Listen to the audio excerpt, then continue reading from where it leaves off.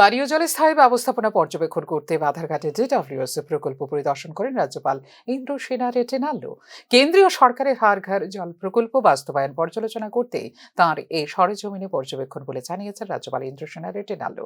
উল্লেখ করা যেতে পারে, হার ঘর জল প্রকল্পে 6,12,192টি পরিবারে নলবাহিত পানীয় জলের সংযোগ পৌঁছে দিয়েছে রাজ্য সরকার।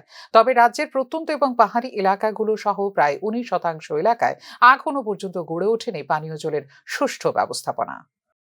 ये त्रिपुरा स्टेट के लिए परमानेंट वाटर सप्लाई सिस्टम कैसे करना, क्या करना, उसके बारे में थोड़ा मैं मालूम करने के लिए और चीफ इंजीनियर बाकी के लोगों से बात करके एक अच्छा सिस्टम लाए, एक पूरा स्टेट के लिए पीने के पानी के लिए उसके लिए आया है।